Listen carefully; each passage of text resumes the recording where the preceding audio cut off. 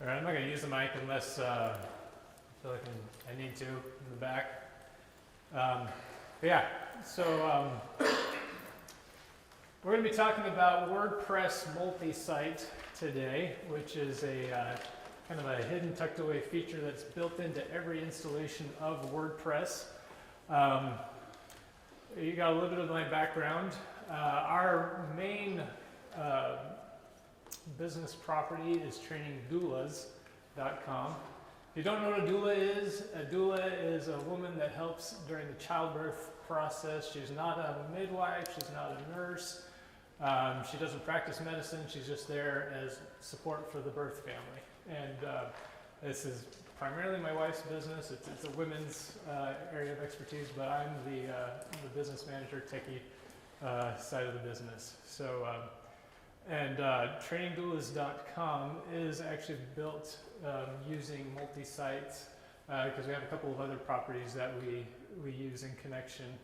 A couple of other web properties, childbirthlibrary.org, and a couple of back-end websites that are just for managerial purposes. It's all built using WordPress multi-sites. So, and before I actually get into the presentation, this isn't the end slide, this is me saying thank you to the WordPress community. It's primarily the reason why I'm here giving this presentation today, because for the last 10 years, I have benefited personally from WordPress in so many ways that without all the coders, the bloggers, the WordCamp organizers, and everyone that contributes to make WordPress what it is, I wouldn't be here today, I wouldn't have the work that I've had. So that's just me saying thank you. Oh, and we'll say thank you to Google Slides for the background template. This is their wedding template for Google Slides. So anyways, I'm just going to jump straight into this process with kind of a walkthrough demonstration of what you would actually do to set up a WordPress multi-site. Now, if you're still kind of in the dark about what multi-site is, multi-site allows you to manage multiple websites from one installation of WordPress on the back end. And there's obvious advantages to that in that you don't need to have multiple copies of files, multiple locations to log into. It can all reside in one location, and you'll get a much better idea of what I'm talking about when we get to the end of the walkthrough. So let's just go ahead and get started. But my little funny story before we get started is I was going to use my hosting company to, well, I still use my hosting company to demonstrate this, but I use Cloudways hosting service.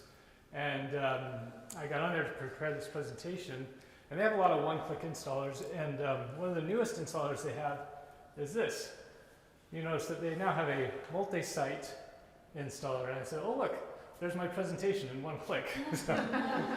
So I'm not going to walk you through the multi-site version. We're going to actually just go with the basic WordPress version.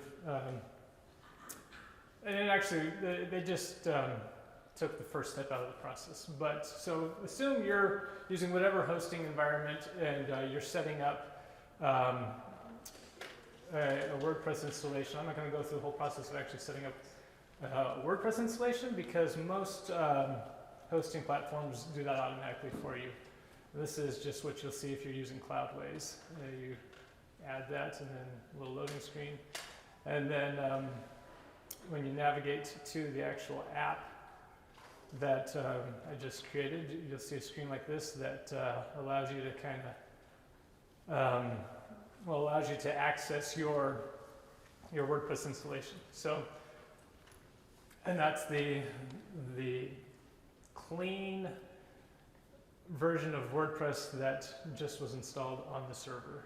There's some helpful links that Cloudways puts up there for you, but this is just a plain vanilla, nothing added to it WordPress installation on the front end. This is your home screen.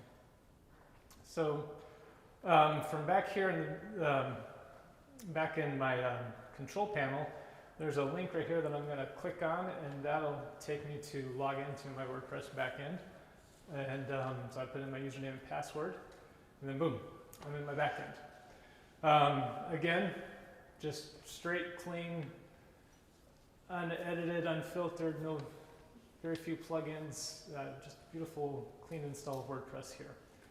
And so now we're going to enable network functionality on this WordPress network, or on this WordPress site. So this is me using FileZilla, looking at, I've logged into the back end of my website here, and if you ever spent some time in the back end of WordPress and get the code, this should look very familiar to you. You've got your 3 folders there, and then all the PHP files that are there in the root directory of a clean WordPress install. And so the file that we're going to pay attention to here today is the wp-config file.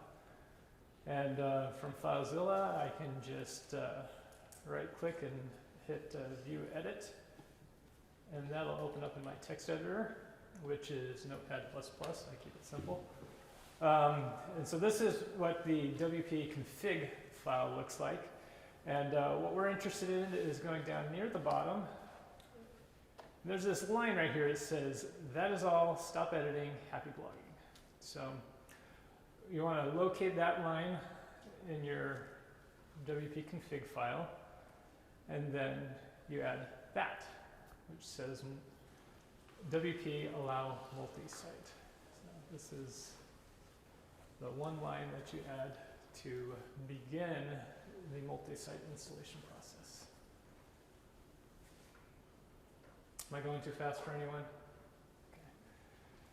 So then once I've saved that over here on my Notepad++ application, I come back over here to FileZilla. FileZilla will prompt me to upload that back to the server. I hit yes, and so boom, that's back to the server.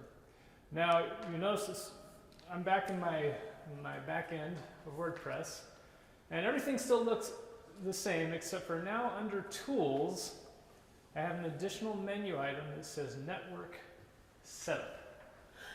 So I'm going to click on that, and I get this little warning message. So WordPress is doing a little pre-check here, and it's going to give me a warning message saying that I have a plugin that is active and I need to deactivate it before I set up the network. So I'm going to go ahead and click on that. This is a Breeze. It's a caching plugin that my host installs by default. That's optimized to work with their hosting environment.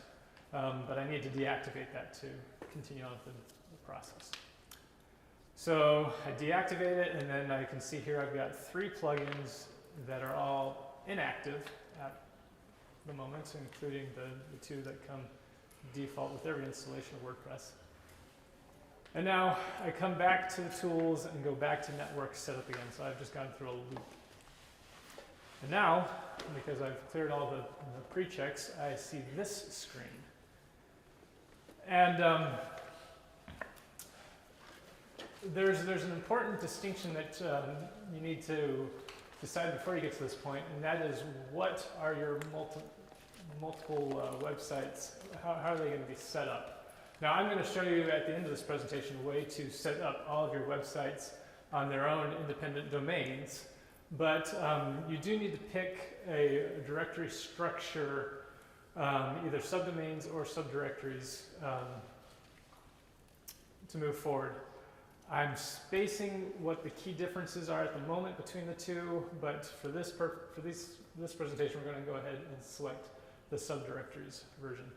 I can give my network a name, which WordCamp test sites, and then you put in your admin email address there and hit install. And this is what happens next. You get a bunch of code that you then have to take back over to your wp-config file and install. So we're going to go ahead and do that. So first I'm going to go ahead and highlight this first section here. Highlight it all, I copy that, and then I come back over here to my wp-config file, and right here, right below where I just added wp allow multisite, I'm going to just place my cursor and insert the rest of it. So everything I just got from WordPress instructions, just copy that. Then I go back over to the WordPress admin. And this is actually, I need to now open up my .htaccess file. And I'm going to replace the entire contents of that htaccess file with everything that's found here. And so again, highlight it, copy it, and come back over here to FileZilla, and you notice that the ht.access file is right there. So we're going to go ahead and open that up, view, edit, and here's the original file. So I'm just going to highlight that and paste what I received from the WP admin, and then hit my Save All button up here, and that'll save both of these files simultaneously. They're saved. And now I come back to FileZilla, which is an important step in the process. I will often skip this step and just go back to my WP admin and hit refresh and wonder why my network hasn't done anything yet. So I have to make sure that I'm actually pushing my changes back to the server. And so I hit yes for the htaccess file, and then I hit yes for the WP config file, and boom, we're back. So once you've completed these steps, your network is enabled and configured, and you will have to log in again. So let's log in. Back to the login screen, and boom, here we are. Network is now installed. Can you see the difference? I see no, some head shaking no, I see. I see one. What is it? It says My Site. My Site's right up there in the corner. My Site's right up there in the corner. So that's how you know your network has been installed. Because what I just did is I logged back into my main website, the primary website for this installation, and but now I've got an option up here in the corner to click on My Sites. So I click on that, and you notice that now there's a network admin, and then there's also the one site that we have set up right now. And I click on that, and I can go to the network dashboard. And that, now we're inside the actual network dashboard, and this is what it looks like. It's a little bit different. We got sites, users, themes, plugins, and settings. And we're going to click on sites here, so you can see right now I just have the one site set up here. And I think we're going to go ahead and click on Add New, and we're going to create a new URL, or we're actually creating a new site here, but because of the way that I set it up, this is going to just look like a sub directory of the original installation. So go ahead and put in all my information there. I have a thing with fish when I'm just doing random experiments. So this is Fish Tacos. We're setting up the Fish Tacos website. Don't go to fishtacos.com. I don't know where it'll take you. That's just where we're at. So go ahead and add site, and then you'll get the same screen that loads back up. But I get this message at the top that says the site has been added. So I'm going to show you now what the new site looks like. This is the second site, built on the same network. And you can tell Fish Taco is just another WordCamp test site. So this is a second website that I just set up. And on the back end, this is what it looks like just by clicking on all sites again. You can see that I've got my main website right there, and then I've got my second website, which is Fish Tacos. So that's the installation process. Now, why do you want to use multi-sites? Here's what WPBeginner.com says about pros versus cons of having a network site. Now, the original tendency / temptation for having a multi-site installation is so you can have multiple clients and you manage them all from one interface. that used to be kind of a possibility with multi-sites, but it's kind of discouraged now. There's other solutions out there that handle that much better. I'm just pulling these ones out of my head off the top. I think there's Managed WP and also Infinite WP are a couple of solutions that basically allow you to have multiple installations of WordPress all over, but they take care of the process of making sure everything's up to date, secure, and all of that. So let's talk about the actual pros versus cons of having a network, and then maybe talk about some real world scenarios where we might have some, and then we'll tinker around a little bit more with the actual interface of a network for you to play around with that. So, and this is what I explained at the beginning. One of the pros of having a network admin is that whenever there's an update, whether it's a plugin update, a theme update, or WordPress core itself is being updated, if you have all of your sites under one network, you only have to perform one update. That's a huge time saver, especially if you start getting into multiple network or multiple websites. You don't have to go in and make sure everyone's up to date. So that's really one of the key advantages there.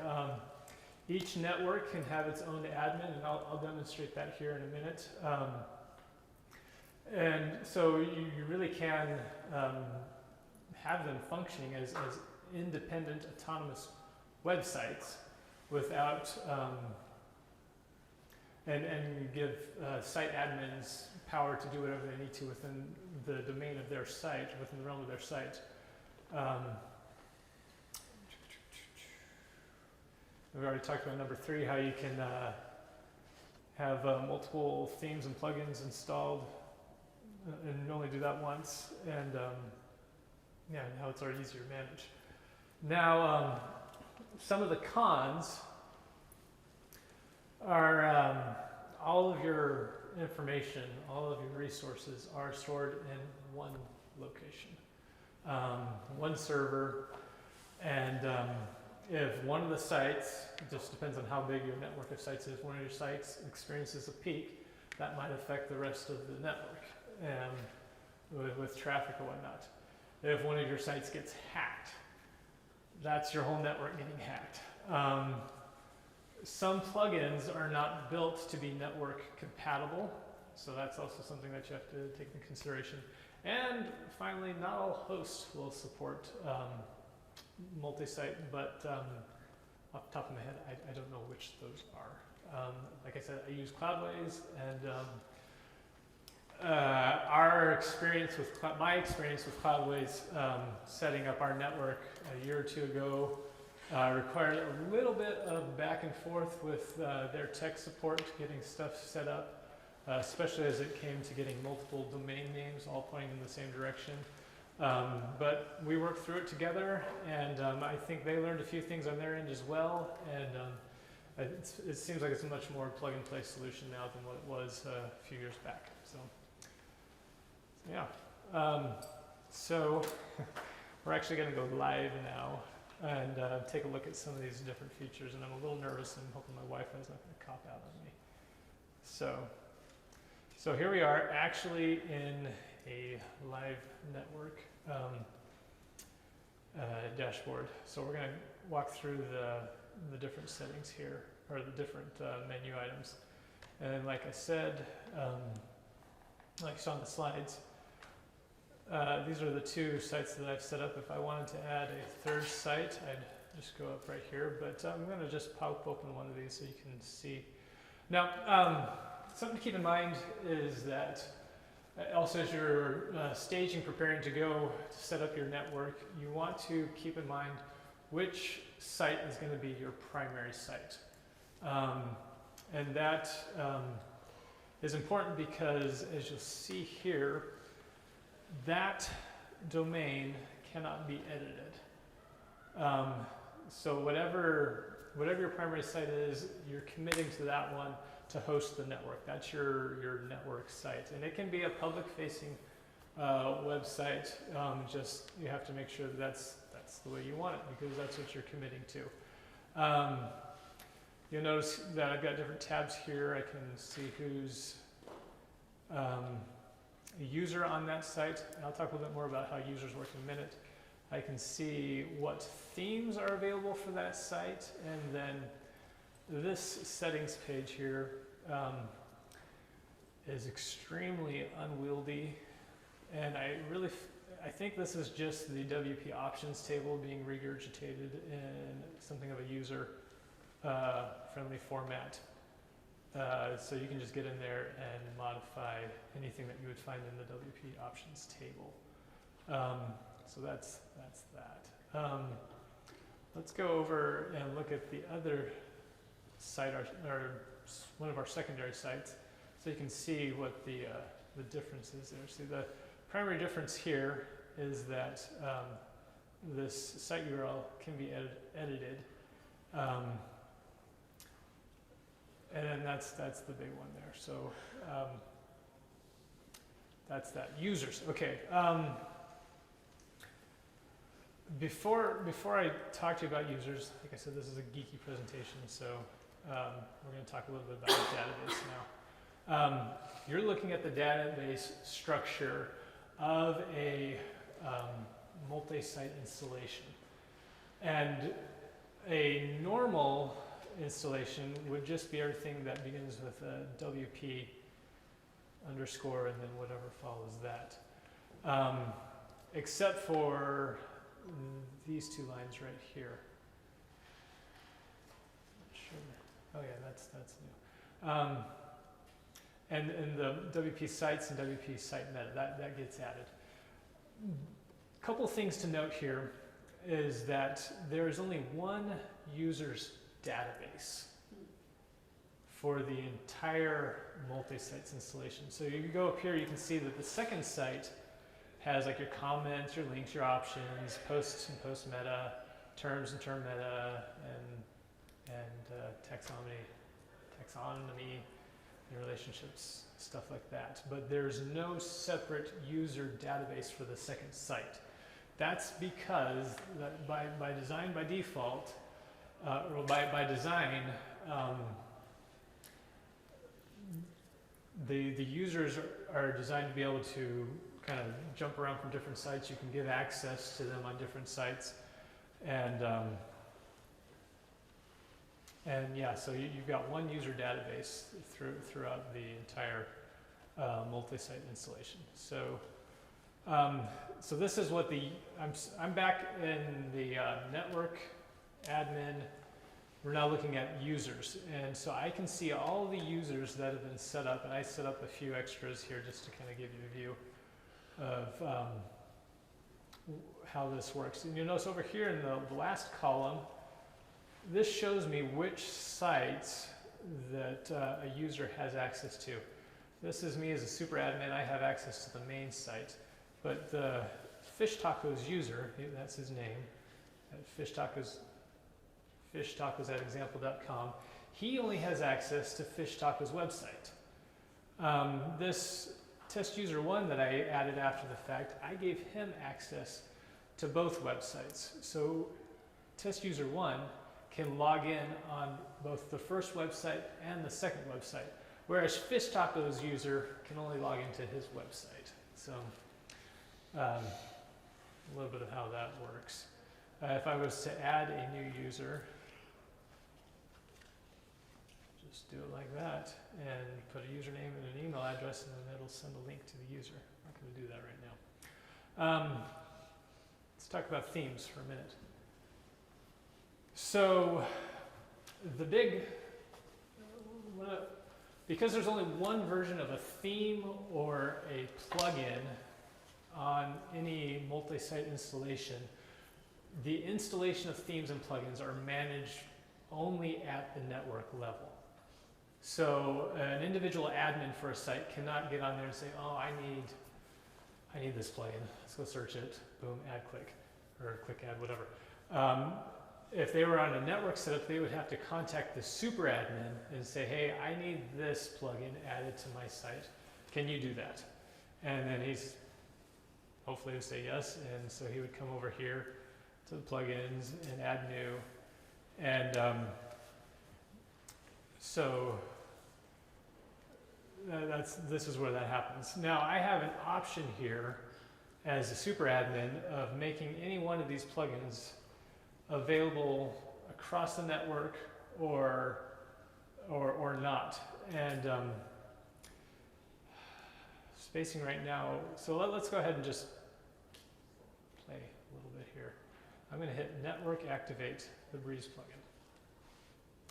And then for you to see how this works, I'm going to come up here to Sites. And we're going to go up here. Sorry, I'm spacing.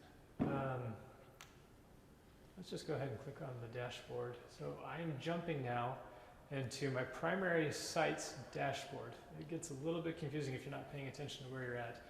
But see, now this looks like a traditional WordPress admin. I'm going to come over here to plugins. And so you saw that I network activated that Breeze plugin. I still have access to all the plugins that are available on the network, but the Breeze one is activated across the network, and that's important because I can't, as an individual site admin, deactivate. There's no deactivate there. Now, if I was to activate, let's put Hello Dolly active on this one. I activated it specifically from this site, so I have the option to deactivate it, but I can't do that with the network-wide installed plugins. So network admin retains that power. Trying to think. And then let's just go back to the network admin one more time. I want to show you just where settings are at. And so that same, hold on, that setup button we were looking at earlier, that's right there.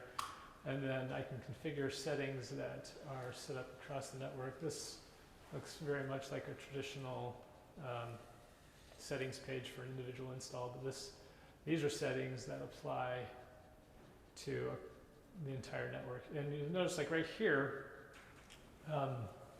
when I set up a new site on the network, I can set up some default options like first post, first page, first comment type stuff.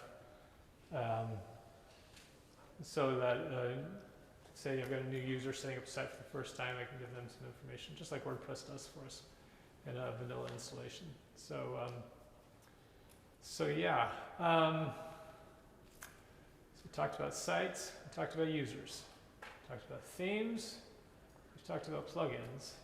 So let's talk about domain name mapping. So domain name mapping is what you want to do if you want to have multiple sites with their own domain names running on the same network. The example that we have is we have trainingduels.com, and then we also have childbirthlibrary.org. Both are pointing to the same network admin. And I've actually got several subdomains for both of those sites as well. That I have other sites set up, and we're actually running 6 sites on our network. It's all in-house within the business. We'll talk about that in a minute here. Best case or good use cases for using multi-sites. But let's talk about domain name mapping first, since we've got that up there. And then, so those are my examples there. Say I'm a big taco guy and I just want to have a bunch of different taco websites. Does anybody get the Raining Tacos reference at the end? It's a kid's thing. It's if you go onto YouTube, Google Raining Tacos, you'll regret it. I'm sorry. But so there's basically 3 steps. It was up until 4.5, WordPress 4.5, that you had to install a plugin to do domain name mapping, but it's now a native function of multi-sites. So there's really just 3 steps to doing custom domain name mapping. First, you have to purchase the domain name and pointing to the network IP address, and I'll give you an example of that here in a second. And then you have to create the site in the network admin panel, like I just demonstrated we did with the Fish Tacos website. And then you need to go in and change the primary domain name for that site. So I manage all my domain names through Enom.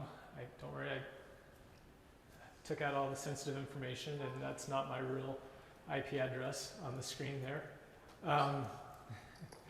So this is one of my domain names, and there's 3 lines on here that I have set up for network functionality. It's the www, it's the @ and the wildcard asterisk. And they're all pointing to the same IP address with an A record type. And that's all you have to do as far as setting up the domain name. And then we come back over here. We're again in the network admin. I just added a new site. And so I come in here, or I'm getting ready to add the new site. So I come in here and add my Fish Tacos website. And I add that. So we're walking through this step again. And then, like you saw in the live demonstration, click on Edit. And I have the option here, because this is a secondary website, it's not the primary website, of highlighting this and changing it to fishtacos.com. Again, I don't know where that will take you. But that's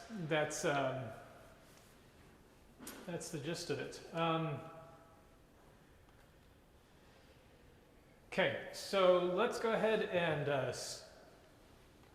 we're at 1:34, let's go ahead and take 10-15 minutes and do question and answers. If you want me to go back and repeat anything, or if you want me to walk you through a little bit more of the admin interface, I'm glad to do that too.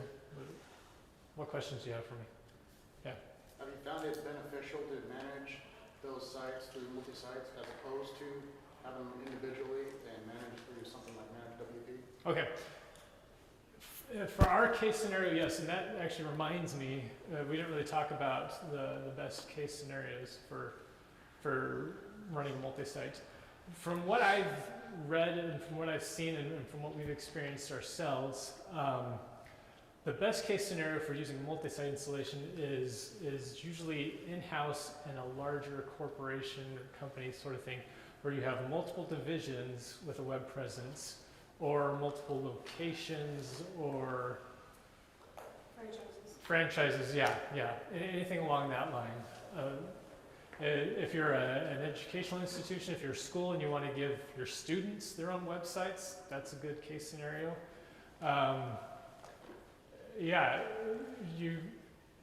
If you follow like the franchise line of thought, you can set up as a corporation.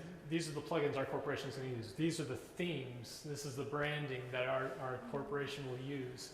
But here's your website for your location. Here's your website for your location. Government agencies like Parks and Recs that have all their different sort of parks. Each park could have its own website, and but it's all still managed under the same admin interface. So those sorts of situations where it's a large organization, but it makes sense to have multiple web presences is a really good type of scenario for slaying that beast, if you will. So, other questions? So with the plugins, when they're activated at a network level like that, if the plugin itself has configuration settings and options, is that also set at the network level, or can each instance configure those settings themselves? That depends upon the plugin. Okay. As you saw right here, we've got the Breeze plugin, which is set up at the network level. I don't know, but yeah, it's entirely based on the plugin and what features they want to make enabled. So. To dovetail that, most plugin developers don't make their sites, their plugins multi-site functionality because it's so complex. Yeah. It depends. I've yet to experience a plugin that does not work on our network, and a lot of them just by default. It's not any extra sweat or effort to make it work on a network than it is to make it work on an individual site. So I've seen one that didn't work on Okay. Multisite, and let's see, it tied into BuddyPress, I think, and Okay. it was an add-on for that. And basically, the deal is it worked well with creating a directory, but on the network level, it wouldn't activate. But when I went to the individual site level, it activated and worked just fine. was it still on the network, but then you could only activate it on an individual level? Correct. Okay. So yeah, cool. Yes. So let's say that you have a site in Multisite and then you want to move it out. How big of a pain in the butt is that? Beyond the scope of this conversation. I've yet to had to cross that bridge. Trying to think how I would even. What I would do is I would play around with the plugins that are out there for site migrations, and because I know there's some of them that are really good at just doing it all for you, and run some test experiments with those site migrators first. If you can copy the information out and stage it somewhere else and you're satisfied with the results, then you know it's going to work. And just always back up your data before you start making changes. Yeah, duplicator will copy just that instance. Okay, cool. Other questions? Yeah, or comments? Okay, so years ago I created about 4 separate WordPress installs before I had really played with Multisite. Okay. Now I would like to take those and turn them into a Multisite on a separate hosting. How much of a pain in the rear is that? That's, as far as taking 4 different sites, I can't speak to that. Our trainingduelist.com was a standalone WordPress site, not on network, for 5 or 6 years. And then, I'm trying to remember the process that I went through. I know it was time consuming. But trainingduelist.com is not actually our primary domain name. How I talked about, you want to make sure you got your primary domain name or your primary domain figured out when you start. I chose to make the childbirthlibrary.org our primary domain for our particular site, and then I can't remember. I think I was using some migrating software to make that happen, but there was some having to dig into the database and making sure that everything for that particular installation was up to speed. I will say one of the big headaches that I ran into, and actually it still gets us every once in a while, is in the attachments category. If you're familiar with sorry, I don't have that up. So in the back end where you upload your files to, and it's in the content folder, WP_content folder. There's a folder in there for uploads. When you migrate over to sites, there is an extra layer that's inserted in that process. So now every site is got its site ID attached to it.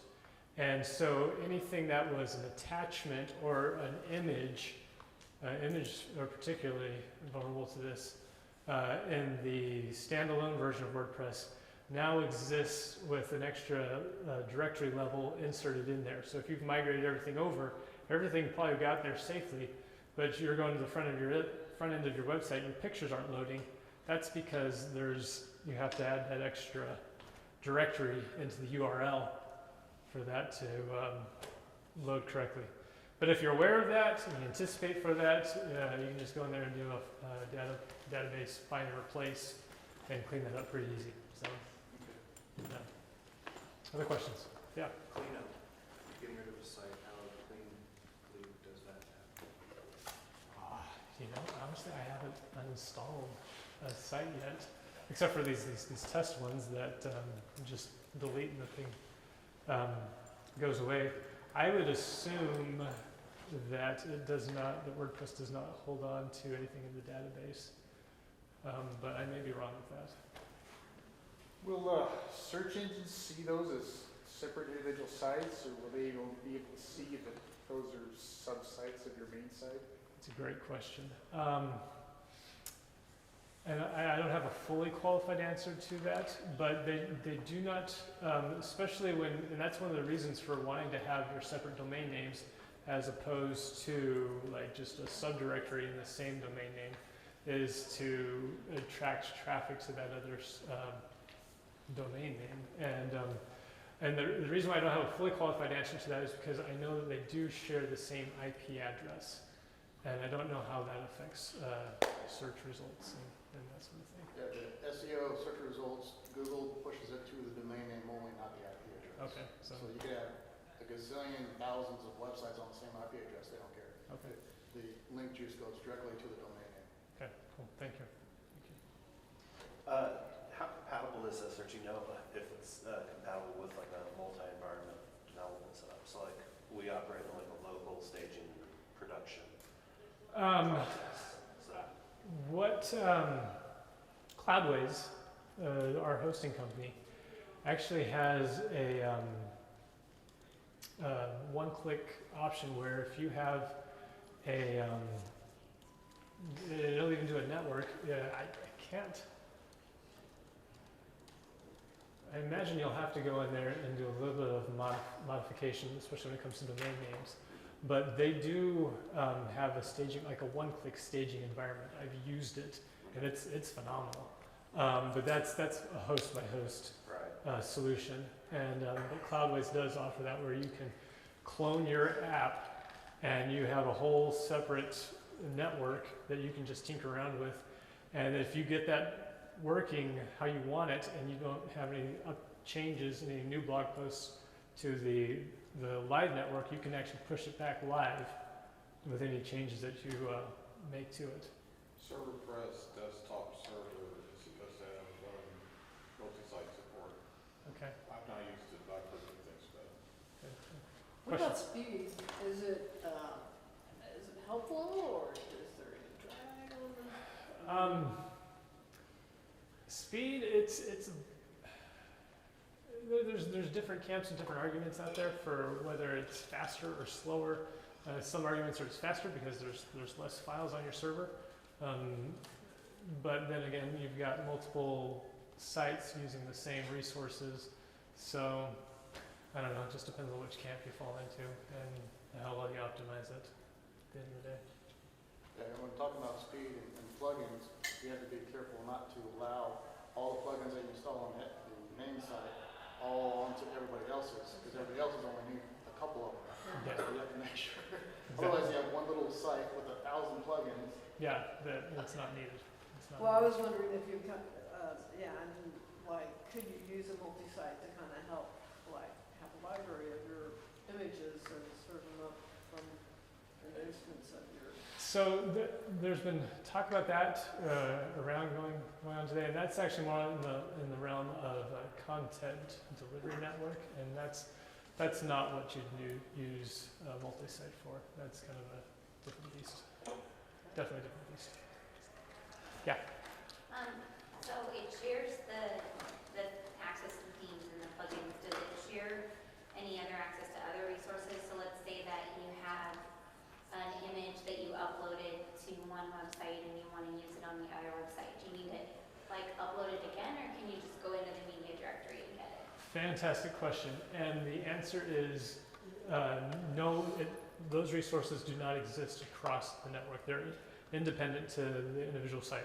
And that's because images and other types of media resources are stored within each site's uploads folder.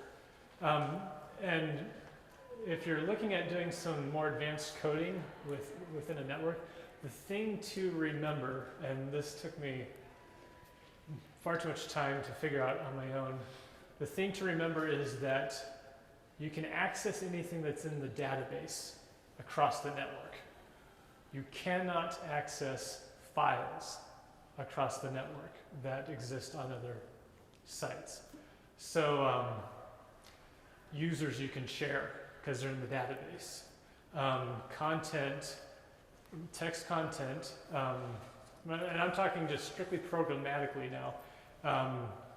If you write a script, there's functions called switch to blog, and then you put in the blog ID, and you can go into the database for another site, pull out whatever content you need, and go back to your site. But that's programmatically speaking. You can't actually do that from the default interfaces. But the program's capabilities are there. Yeah. Any other questions? One more question, and then I've got a little bonus here at the end. Go ahead. So I thought I read at one point that there's such a thing as a multi-network. Does that exist, and what are the advantages? Perfect segue. So here's my bonus material.